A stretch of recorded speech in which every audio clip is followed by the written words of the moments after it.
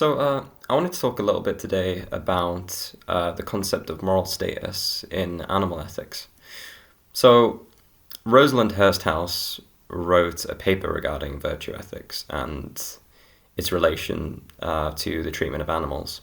So, I'm just going to go through these slides step by step and explore kind of some of my comments and criticisms and considerations regarding the very notion of moral status. Moral status appears to be something that is just primarily, sort of bestowed upon us. It's assumed that whenever we're speaking about veganism, we ought to be speaking about moral status and whether animals meet a certain criteria or threshold by which we can then take them morally, serious morally. So we'll go over to the first slide and sort of go through and see what we have to say. So Rosalind Hursthouse changes the first central question. So the usual question in animal ethics is something along the lines of which beings have moral status and what property gets them inside the circle. When do our principles begin to apply? So we can think of these sort of marginalized cases, examples, name the trait, which was, which has been very popular in the vegan movement. And I think that I just want to sort of, as a sort of footnote, say that I think that name the trait in these sort of marginalized cases can be powerful intuition pumps for people that are very new to veganism. But I think that it's actually missing a very core sort of concept of veganism and what makes veganism, sort of morally salient. So Hursthouse flips this question on its head and she asks, what do compassion, justice, honesty, temperance, and wisdom require here? What does this practice reveal about us? Right. So if we go on to the next slide, Peter Singer and Reagan each see something real. If we think about Peter Singer in his sort of hedonic utilitarianism, where he's very much focused on maximizing pleasure and well-being and reducing suffering in sentient agents or sentient beings, he's identified something morally important, which is that animal suffering matters. It matters to the animals. His work calls forth compassion. It exposes the cruelty of farming and experimentation.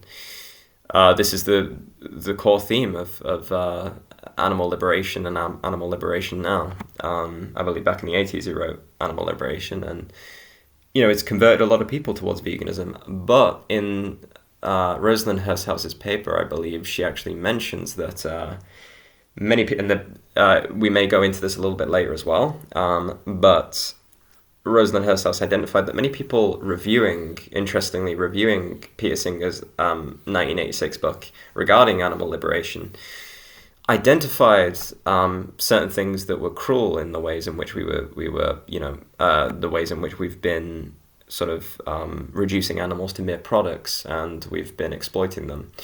And these people, your common person isn't necessarily just purely thinking in this sort of sentientist sort of framework, right?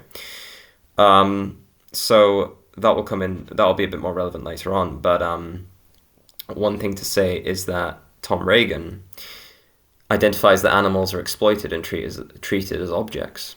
Their individuality is negated, and his work calls forth respect and justice, exposes domination. So they both are recognizing two very morally salient issues here. So the problem is not that either lens is false. The problem is making one lens the whole moral world, which is very sort of, this can be an attractive view, I think, intuitively for many moral generalists, people that hold to sort of, potentially rule consequentialism, hedonic utilitarianism, any form of utilitarianism, or, I should say deontology. It's generally 9 times out of 10 they're thinking in generalist terms, but you can have pluralistic accounts as well, and consider consequences along with character, with virtue, with rules, obligations, and context sensitive sort of matters. So going on to the next slide, ordinary readers see more than one wrong. This is pointing out to the people on Amazon that were reviewing Peter Singer's book. So for something to be cruel, suffering is inflicted unnecessarily, and to say that it's inflicted unnecessarily, it's kind of baked into the concept of what it means to do something cruel. It could have been avoided, it could have been contingent, it could have been otherwise. It's disrespectful. Animals are treated as objects for our use, our mere entertainment, our mere taste pleasure. It's selfish, trivial. Trivial desires are placed above another's suffering. For example, our own hedonic sensory taste pleasure. It's irresponsible, such that we refuse to ask how dinner reached the plate, right? So it actually leads to us having this kind of character or disposition of being, narrow-minded, selfish, irresponsible, dishonest. So we'll go over to the next slide now. So going on now to the sort of key theme of this PowerPoint presentation that I'm presenting is the problem of moral status, and why the moral circle is too simple for the lives and relations it is meant to organize. So what moral status is supposed to do, when we take moral status into consideration and we look through the lens that Peter Singer, for example, is presenting with his consequentialism, we can split this into two categories, and the first of which is that there are certain animals and certain humans. There's certain moral patients and certain moral agents, so long as they have the faculty of sentience, the ability to have a subjective experience, the sort of intrinsic, what it's likeness of experience, the pain sensations, the distressful sensations. They are inside the circle, and they matter in and of themselves intrinsically, and our moral principles apply directly to them. Sorry, let me just plug in my computer because it runs out of charge very quickly. So going on to what lies outside of the circle is the things that do not matter in and of themselves. It matters only through its relation to something inside, and binary gate decides who counts. So first we classify the being, then begin moral thought. So the sort of core issue with this is that the gate is both superfluous and distorting. Cruelty in and of itself already tells us that sentient suffering matters, and respect can matter without every being having identical claims. A binary circle hides differences among lives, needs, and relations.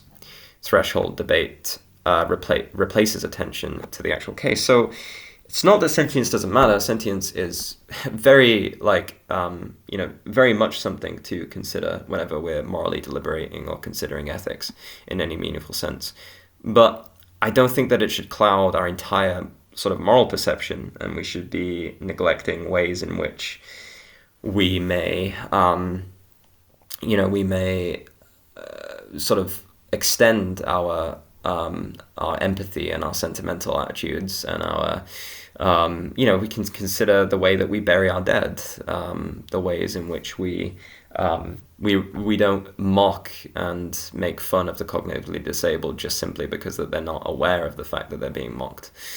We don't dig up the recently deceased, just simply for the fun of it, because that we like to look at their corpses, pretty graphic example there. But there's many things, I think one could even go as far as to say that if there was a place that had been considered sacred by indigenous people for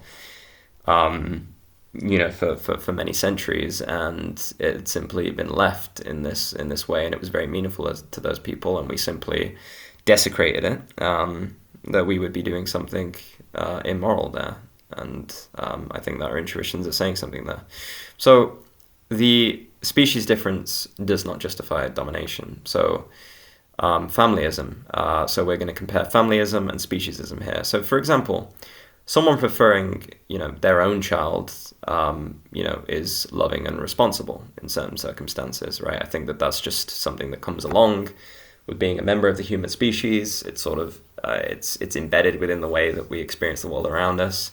It's not to say that it's good because that it's natural. I'm not trying to make some sort of naturalistic fallacy here, but it just is the current state of affairs, and I think that it would be peculiar to assume that someone should care for their next door neighbor's child or love their next door neighbor's child as much as they love their own child.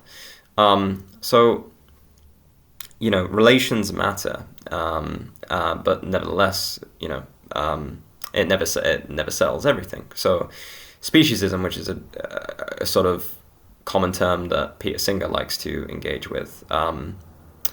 So sometimes a human-animal difference is morally relevant, and sometimes it becomes group selfishness and hierarchy. For example, rescuing a baby before a dog from a fire is one thing.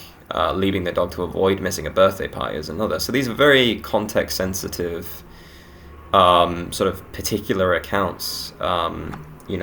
We're taking upon ourselves a more sort of particularist account, but also not, pluralistic in the sense that we're not throwing out any generalist account. I mean, there may be times where rules and obligations may be apt, but with that being said, most of ordinary daily life in terms of the ethical domain is very context sensitive, and we just have too much epistemic uncertainty to really know what is going to occur, and it's going to be relevant to individuals' particular sentiments. It's one thing to have a sentiment for saving your own baby over your neighbor's dog from a fire, and it's another thing, again, to leave the dog to die because that you want to go eat a bunch of birthday cake. Maybe you want to maximize your hedonic pleasure or something like that, as some would say.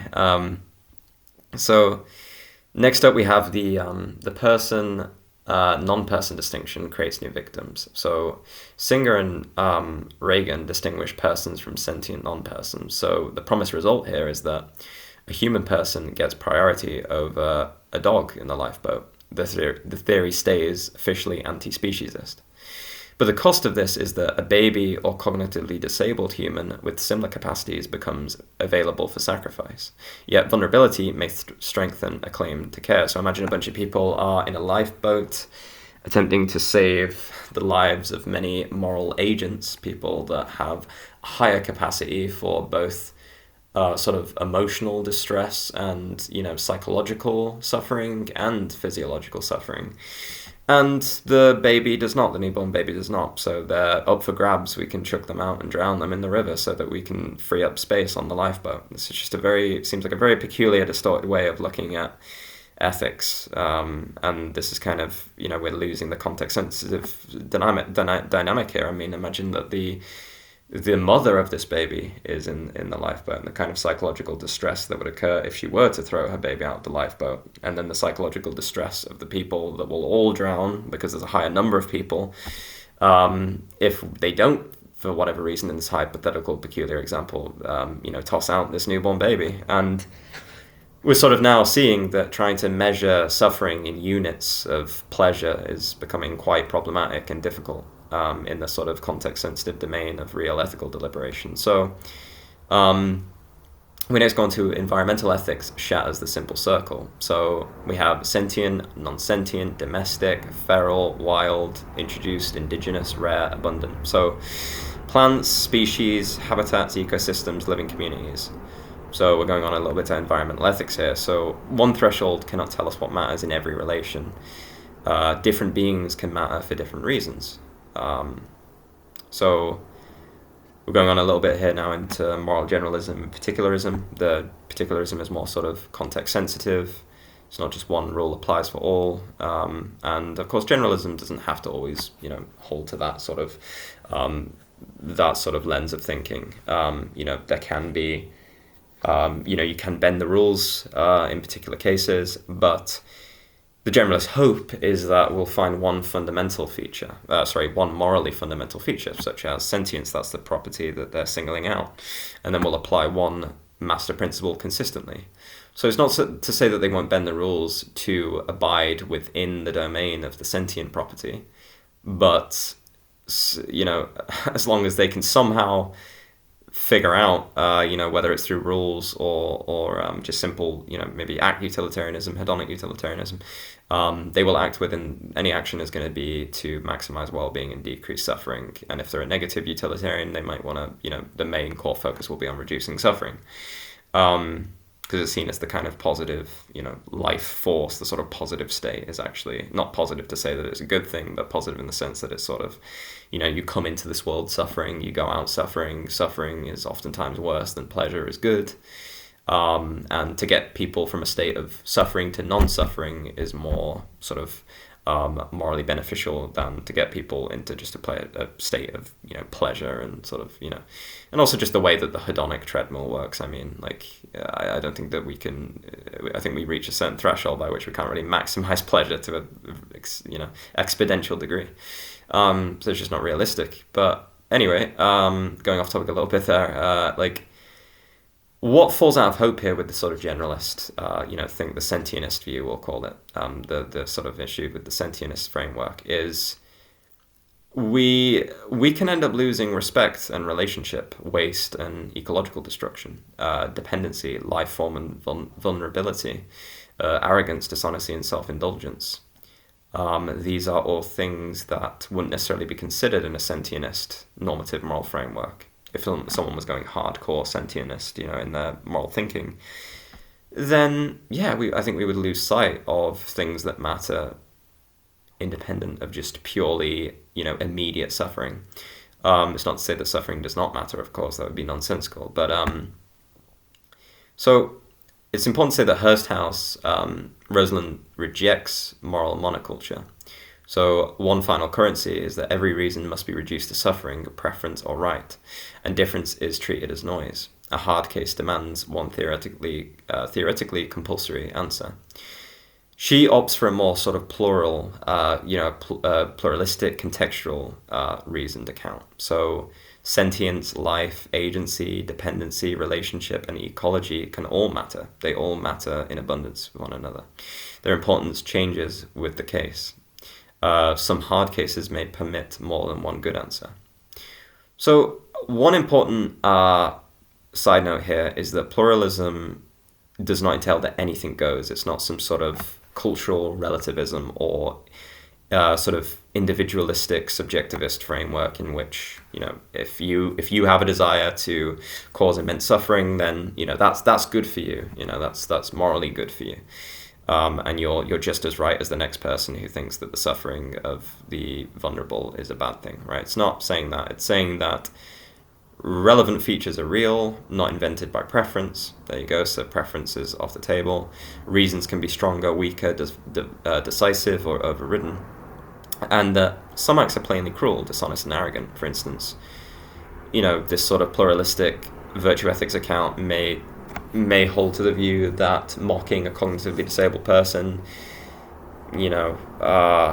sort of disregarding their bodily autonomy independent of them being able to recognize that harm is being done to them.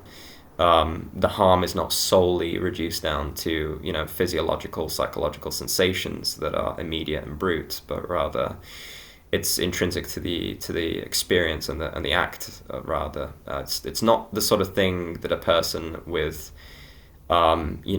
virtuous dispositions would do. So it's saying something more about your character. So practical wisdom is answerable to the whole situation. Two virtuous responses can sometimes remain possible.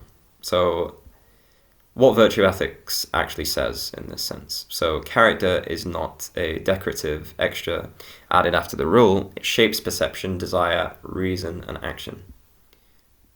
So going on then, we can understand a virtue as being an excellence, right? It's some sort of character disposition that someone has in which they have, it has sort of a sort of intrinsic quality and also an instrumental quality. And these both, it's hard to disentangle these two. The disposition strengthens with the ways in which we instrumentally sort of enact certain things and the certain ways in which we treat people with excellence, compassion, love, kindness, attentiveness. And again, it's all context sensitive. So compassion without wisdom. You can't end the suffering of a bird mauled by a cat. for instance. That is compassion without wisdom. You overfeed a dog because, saying no feels unkind. Sometimes compassion, you may be following your heart to such a degree that you end up doing the immoral thing. You're actually increasing more suffering and cruelty within the world. And we can contrast that with excellent compassion, or the virtuous compassion, which is seeing what the being actually needs. We're paying attention to the being, which in this case could be the suffering of a bird that's been mauled by a cat, putting it out of its misery in this case, even though the act of killing it is not ideal. It is something that is going to benefit the bird. And it's something that a compassionate person would do. So can an act firmly... an excellent compassionate person can act firmly when care requires it. So an excellent person would work with knowledge, courage, temperance, and practical wisdom. Another thing to say is that virtue ethics still gives action guidance. Okay, it's not purely just like this hypothetical, algorithmic way of thinking. And Rosalind Hershouse introduces V rules. So certain V rules would boil down to, acting compassionately, do not act cruelly, avoid dishonesty, self-indulgence, arrogance, and irresponsibility. These are not the things that a compassionate, virtuous being would do. And then what follows from that is practical wisdom. Read the circumstances of each context, sensitive situation and dynamic and relation. Find effective means that do not betray the good end. So next up, something that is important to be said as well is that character reaches into perception, emotion, and desire. We want to note here that the virtuous person acts reliably. She acts for reasons that express what she values. She has certain things that she values, that she's aware, bring about cruelty through her experience with the world around her. And her emotions are educated, not opposed to reason. So there's this sort of divide that is made often in these kind of rationalist, sentientist, normative theories of ethics and in moral psychology, which seem to deem rationality as being something separable from our sentimental faculties. But I would be more inclined to think that our sentimental faculties, our ability to recognize cruelty in the world, is through our sentimental faculties, our virtues, act as sort of conduits to reason, right? I don't think that we can disentangle the two in any meaningful sense. Moral improvement becomes less like restraint and more like transformation. In this woman's example, like her desires can change as she learns to see differently. Responding to the world around her. So veganism is a practice, not a virtue. So it's important not to confuse veganism as just being a virtue in and of itself. A person can avoid meat for health, taste, or fashion. The practice alone does not prove virtue. So I understand veganism as being an ethical philosophy, and I think that someone can practice a vegan lifestyle or follow a plant-based diet, avoid certain products. Just purely following a sort of rationalistic way of thinking. They maybe have a positive sentimental attitude towards being rational, and they've maybe read Peter Singer and Tom Reagan, and they don't care so much for the animal in any like emotional sense. But veganism, I think there's a veganism is colored by the sort of notion of moral perception and identifying cruelty in the world, identifying the suffering that matters to the animal. And when it matters to the animal and our empathetic attitudes lock into that mattering of the animal's experience, it matters to us too. There's this relationality. So, knowingly participating in commercial farming can manifest, cruelty, callousness, dishonesty, irresponsibility, self-indulgence, and waste. There's something to be said for the animal. The cow that is killed, its life is shortened, it's exploited, and then after it dies, it can no longer suffer, but we still disregard the corpse of the animal. We don't treat it with any respect or dignity, and we maybe waste the meat. We just chuck it in, we chuck it in the garbage, and we use its leather. We use its skin, its flesh, and call it leather. I would be inclined to think that these things are immoral, independent of just sheer consequences in the way that it's affecting sentience. So the compassionate are not willingly party to cruelty. So a little bit more about context sensitivity and how it prevents moral vanity. So we can look at two examples here. So we can think of the stranded traveler. So a stranded traveler may find themselves killing a rabbit rather than dying in the outback. That does not by itself reveal callousness or self-indulgent. It's very context sensitive, and circumstances can change the moral description. Of course, I would say that the act of killing the rabbit and the rabbit suffering is still something that's bad for the rabbit, but in this context sensitive situation, I'm not going to call this individual, this man, for example, that killed this rabbit to survive is a cruel, callous person. I don't think that follows. And now we can look at another example, the person without a choice. So millions struggle to feed themselves or their children, and they find themselves within oppressive conditions, which can prevent people from exercising virtues that they may otherwise possess. There's people that there are certain people within the world, and this way I don't think that we can have this purely black and white way of thinking in regards to veganism. There are people in certain countries that are going through poverty, they may not have the educational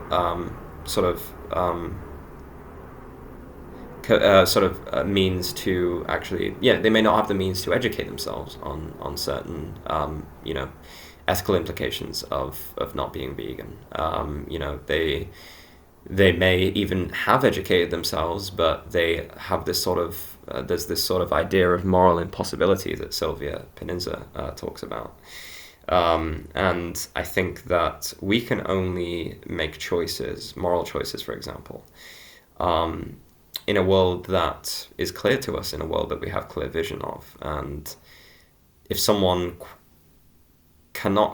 quite literally cannot sort of respond to animal suffering with a sort of sentimental attitude in which invokes empathy, then it almost feels counterintuitive to say that they should do X, that they should do Y. It sort of just presupposes the opposition to or implies that someone can only choose within the world visible to them. It's almost analogous to me saying that some cognitively, physically disabled individual in a wheelchair, that they should go and save, the drowning child in the lake across from them.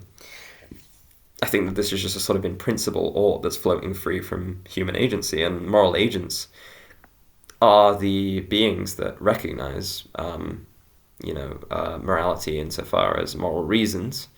But that's not to say that morality doesn't apply, to moral patients. Of course it does.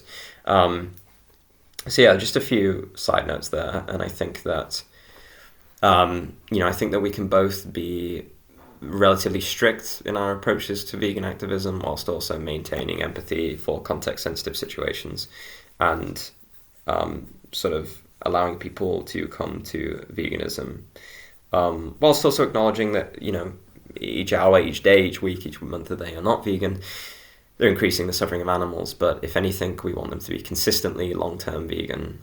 We don't want to actually decrease their chances of being vegan, or even, yeah. So I'm just going to keep going forward now. So Respectful Love asks what the animal's good actually is. So love can overfeed a dog, or prolonged treatment the animal would be better without.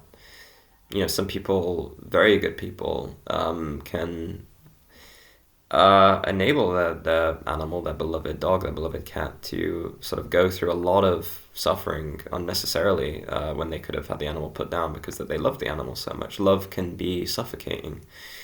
And it's not to say that person is callous in a sort of intentional sense, but I think that there's something to be said for that act in and of itself, and these acts consistently prolonged over time do say something about your own dispositions, your own character. So breeding for appearance can produce, congenital suffering. Certain dogs that are bred for visual appearance, and it's really unfortunate, and I think it's an act of cruelty. Anthropomorphism can replace attention to the animal's own form of life. Respect corrects love when our desires masquerade as care. So a little bit now about wild and feral animals and how they expose the limits of theory. Wild animals, for example, respect. For our wild animals, respect does not automatically mean redesigning predation. Trying to replace nature with the idea of justice may express anthropocentric arrogance. So I think that we should let animals live their own forms of life. We then also have to consider feral and commensal animals. Rats in a crowded building are not the same case as rats when moved from a garden. Nuisance, risk, alternatives, and responsibility matter here. And sometimes the best answer is it depends, right? We can't necessarily formulate a pure moral rule from these very context-sensitive dynamics and situations. So cruel acts do not require a cruel mood. A researcher does not need to enjoy suffering for the experiment itself to be cruel. So it's important to say that, this theory is not, this normative theory regarding pluralistic virtue ethics, and the problem of moral status is not saying that that dispositions in and of themselves completely detached from consequences are just, they're just bad and that's the full moral picture. That would just be making another sort of, hardcore generalist normative theory that we're putting forward, but rather unnecessary suffering means the good is not likely to justify or proportionate to the suffering involved. Excuse me. So there's a few things we can consider here. That, number one, the goal is not genuinely good. Number two, the experiment is unlikely to secure it. Number three, a better method is available to us. And number four, the benefit is disproportionate to the harm. So there's a few things that we would take into consideration in acts of cruelty, taking into consideration both, psychological dispositions and animal experimentation in relation to the consequences involved. So simply naming the wrong is not yet enough. Animal experimentation is embedded in universities, corporations, medical schools, and research systems. It's a very broad subject. And what is primary is the virtuous question that becomes, what can I actually do that might reduce the wrong? This starts from within.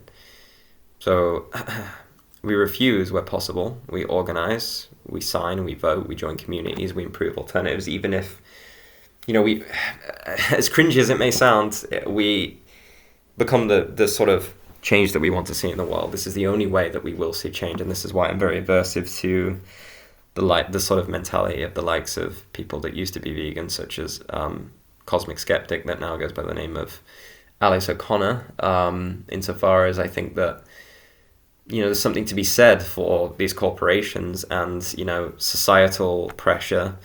Of course, we can have that conversation. That's a conversation to be had. But the only way that we change is through supply and demand. It's through personal growth. It's through accounting for your own small amount of moral responsibility. It's not to say that the world rests on your shoulders. You cannot be morally perfect. No one's saying that. But the pendulum can swing too far one way or the other. And I think that it's just important from an ethical standpoint to not completely, do away, like throw the baby out with the bathwater and just discount any personal moral accountability because that many animals are being killed and veganism, is not growing at the rate in which you feel is satisfactory. So, excuse me, just my phone is, for some reason, it does not like to go on silent. So there's a few things to consider here, a couple of things. Purity politics. So announce the total ideal, condemn every compromise, protect the appearance of integrity, risk achieving nothing. There's also practical wisdom. If we choose an achievable target or use effective means without betraying the aim, and cooperate when it reduces suffering and move things on a little. Just a few considerations.